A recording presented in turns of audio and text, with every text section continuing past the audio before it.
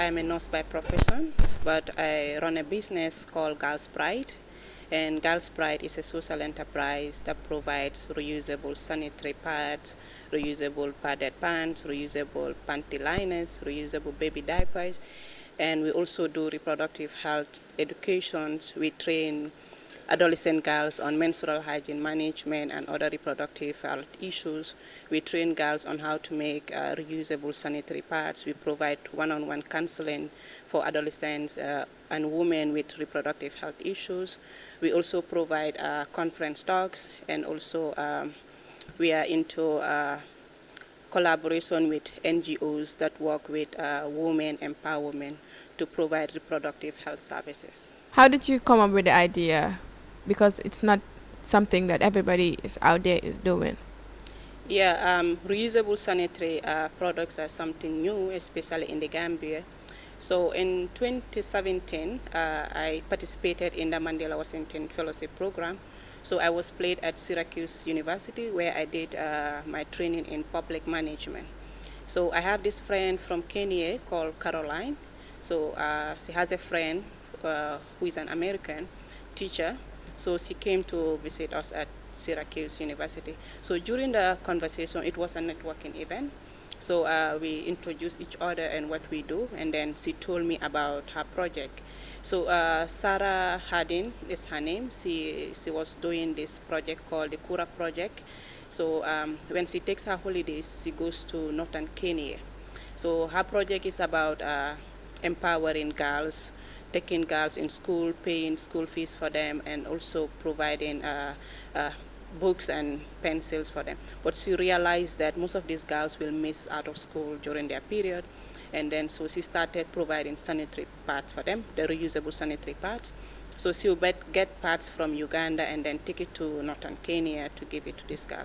So I during that conversation, I relate what happens in the reality in the Gambia, looking at the fact that when I go for holidays in my mom's village, or even around in town, or during work when I go on treks, I realized that most of the girls, most of the women will use rags that are not hygienic, and some people will use other products like sponges or leaves, something that is not hygienic during their period. And then the taboo that in the Gambia, women don't discuss reproductive health issues, especially when it comes to menstruation or family planning services with their children, especially the girl child, has affected us a lot. Growing up, I never had that opportunity to discuss such things with my parents. I only learned it in school during the POP FLE, Family Life Education, which is not available anymore. So when I came back, I said, this is something I can replicate in the Gambia. So I started doing research. I started contacting companies that are making this. I've contacted companies in Nigeria, Ghana, Senegal, in the US. Anybody I see on the internet, I have your contact, I'll send you email, and if you respond, I'll tell you this is the idea I have. I want to start a business in the Gambia, whether you can help me get through the business process, help me start my company, or even get training or to be an intern with their company. Unfortunately, none was available for that opportunity. So one day I was just on the internet, so I saw this organization. I contacted them. So a lady from Canada responded. Her name is Vivian. So they run this project. They go to the prisons, teach prisoners how to sew, how to make prison uniforms, and how to make sanitary pads. So she was able to send me samples of pads that they made in the prison. This was done in South Sudan. And then she sent patterns that I can use, and also instruction sets that I can follow, and then also provided some materials that I can use as a guide. So I went through that. Those are the products that I use as my pilot test samples, because I didn't want to go into a business that people don't know about and then fail, just invest and fail. So I used that and then pilot it, and then I saw that many people were interested. That was done in rural Gambia. So I needed to do pilot in urban Gambia too.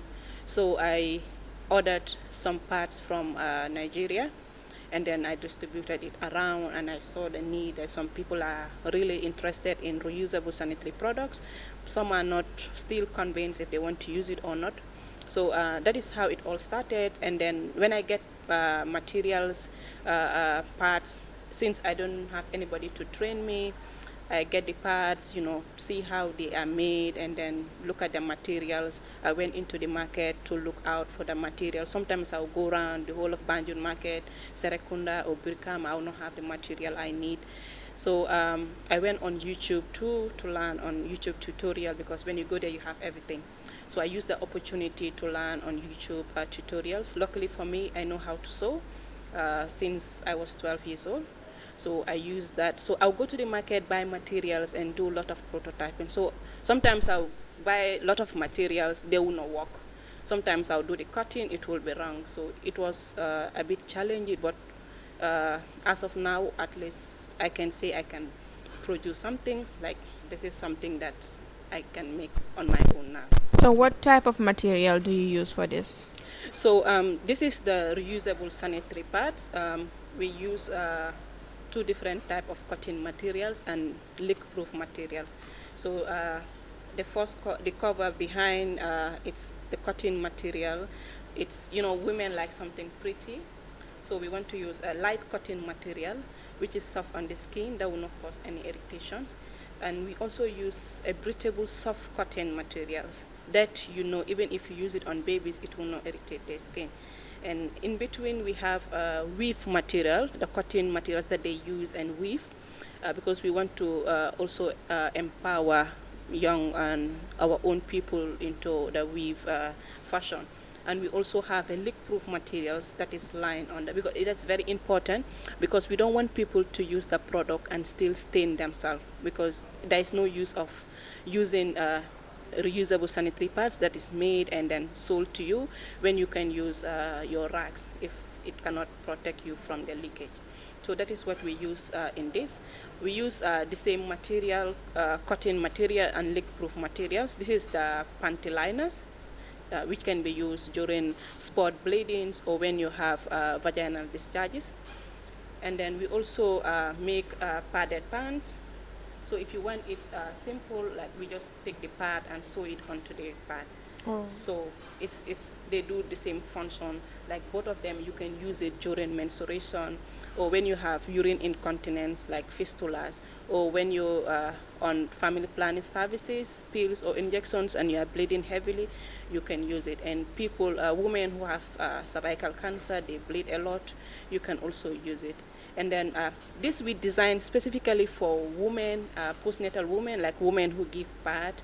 They can use it very comfortably, because I realized and I learned from experience that women in the rural communities, they face a lot of challenges when it comes to providing sanitary pads after delivery.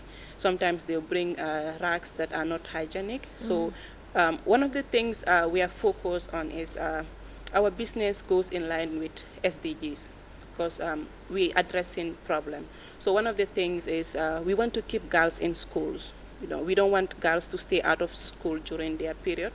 So that is why we came with the idea of the reusable sanitary pads. We also want to provide hygienic, sustainable materials, sanitary products for women after delivery. And we also want to contribute to ending gender-based violences in the community. For example, if a woman cannot buy sanitary pads and you're bleeding, you will do anything to get a pad. We also are concerned with productions and consumption, because when you produce something that is going to cause waste in the environment, it's like you're contributing to climate change effect. So we working towards responsible consumption and production. That is why all our products, including the packaging, we don't use plastics. Because we all know plastics are banned in the Gambia, but yet still people are using it. So we make sure all our products and packaging, it's all something that's eco-friendly to the environment. Yeah. Okay. So, but what are the ways that this can be kept clean and hygienic? Because reusables need certain type of care and how you keep them clean. So, what are the ways that this can be kept clean? So from our side, when we buy this product, we know it goes through a lot of processes handling from the manufacturer to the distributor, the transportation. So we know they'll touch a lot of doors, or people with their dirty hands will touch it. And then when it comes to the production too, let's say if you have a big company, you are producing in bulk, you don't know who is touching the material, how hygienic their hands are. So one thing we do is to make sure we are providing a product that is safe for our customers is we try to sterilize the products after sewing them. The fact that in the Gambia there are no institutions that can test the product and certify them, and then which is a challenge. But yet still, even if that is available, we will continue sterilizing the products, because as a health worker, I strongly believe that if a material can be sterilized and used for surgeries, operations, after operations, if I can sterilize these sanitary pads or sanitary products in the same machine at the same temperature, customers will be able to use it safely. So one thing we do is when we sell our products, we make so every kit. So how we package our product, we first put the pad in this bag, and then we put the bag inside this second packaging. So we put instruction sheet there. So the reason why we do that, we want customers to get access to the instruction sheet first before the product. So when you get to the instruction sheet, you read. So the instruction sheet has all the requirements that are recommended by Standard Bureau for labeling products. So we have our company logo, we have our slogan, that is think period, thinks girls pride. So we also have the name of the product, we have the compositions, what the products are made out of. We will tell you the importance why you should use them when you have when you are in your period, or when you have urine incontinence. Also, we also tell you how to use the pad. So because some of these pad they have wings, so they have either have buttons or have plastics, elastics. So we tell you how to use it. Like we tell you, place the pad onto the pant, strap it, or button it up. So you secure it. So if you have a pad without wings, we just ask you to place the pad onto your pant, and then you wear it like the normal underwear.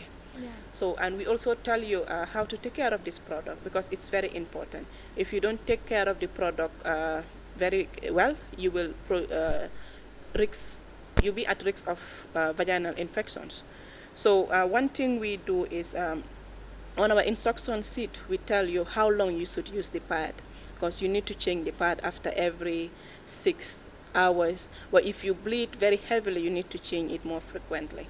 We also tell you how to take care of the pad, how to wash it. So one thing that I do is, if you buy the product and you don't understand the instructions, you can always reach out on our WhatsApp. We can send you an audio, or we can explain to you. So some people will tell you, when I use this pad, I don't want to touch the blood. So it's easy. Just hold the pad, like fresh blood doesn't stain on anything. You just hold the pad, pour water over it, the blood will come off, and then you soak the pad in water, warm water, for 5 to 10 minutes. You can pour the water and then take another water, put your detergent. So we advise people to use soap and then Omo. We discourage people from using bleach and the locally made soap from soda, because these are chemicals. And one thing, this part is important, it is chemical free. You don't use it to have skin reactions, and also they are eco-friendly. So if you use chemicals or if you bleach the pad, it means you might have reactions, which is not from us but from you. And when people don't know something, they don't know, but when you tell them, they avoid bleaching. Because let's say this is something white, many people always think if you wash something white, you need to bleach it. So we advise customers not to bleach the pads, because you're going to use the pad and it's going to be close to the body part that is very sensitive. The reproductive, let me say the vagina, it's something, or the vulva is very sensitive. So anything like bleach or soda, anything acidic will cause problems, irritations for you. So when you wash it, you need to dry it under the sunlight because the UV light act as a natural sterilizer. So in case you don't have that, because of it all comes back to the taboo. In the community, you cannot dry your underwears outdoors, especially if you live in a big household. So what we advise you is you can dry the underwear indoors. Just make sure it has air. If that is not possible, so we tell you to iron it. You don't use very hot iron, but something that will provide heat on it. So that is why we try to use a material that you can iron. Yeah. So if you also have a washing machine and a dryer, it's good. You can use it because the heat from the dryer will help you. So these are the instructions that we give to our customers, and then every package comes with the instruction set. Yeah, but what sets this apart from disposables? Because that's easier and it doesn't require a lot of, cleaning up and all. So why would somebody want to buy this and not the disposables?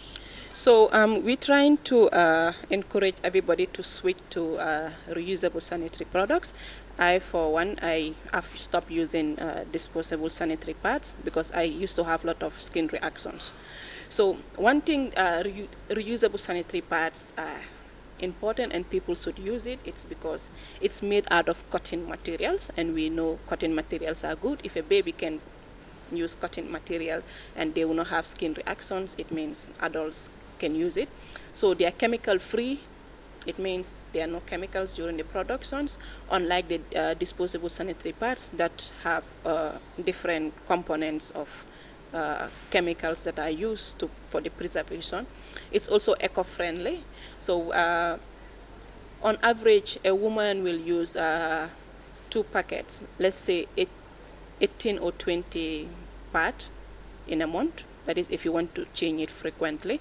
So if you calculate that in a year, in a year, and then calculate it for your whole entire reproductive age, that's a lot.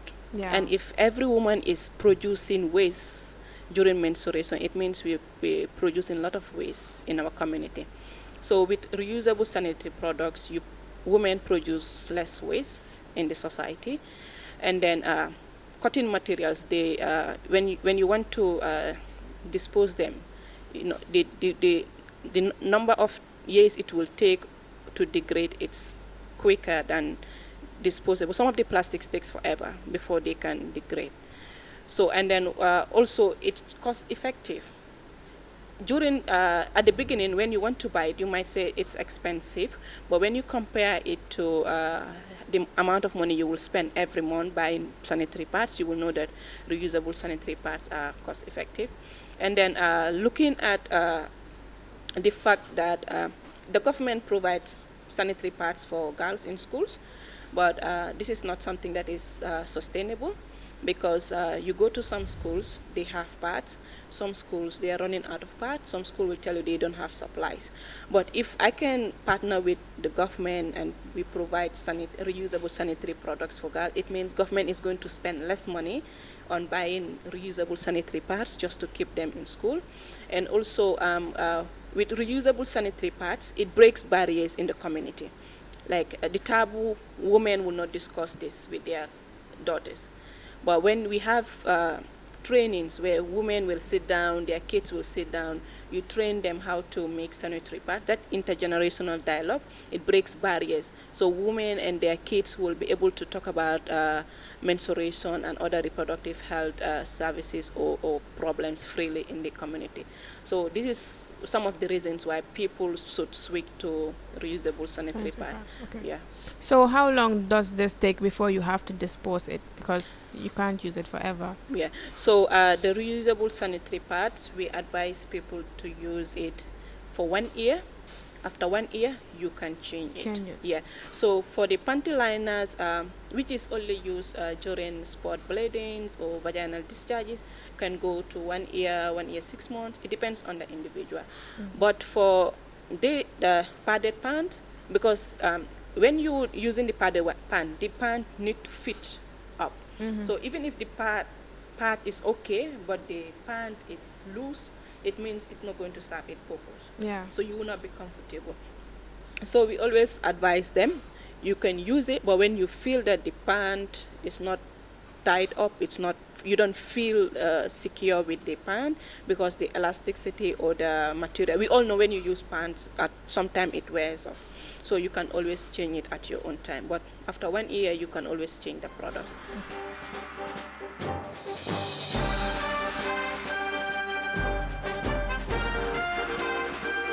Girls Pride is on social media. Our Facebook page is Girls Pride Gambia. So if you want to reach out to see the products we do and the trainings we're doing, you can always go to the page, follow our page on Girls Pride Gambia. You can always send a message. Sometimes we provide free services there, advices for young girls. And then if you want to reach via email, you can send us an email to girlspridegambia@gmail.com. If you want to send us a message through WhatsApp, like I always tell my customers, send me feedback through WhatsApp because I would like to get recommendations from you so that we can improve on the product to make customers satisfied. So the WhatsApp number is +220 if you're out of the Gambia, and then 999-1280. +220 999-1280. That is our WhatsApp number. If you want to call us directly, you can dial 2985-966, 2985-966.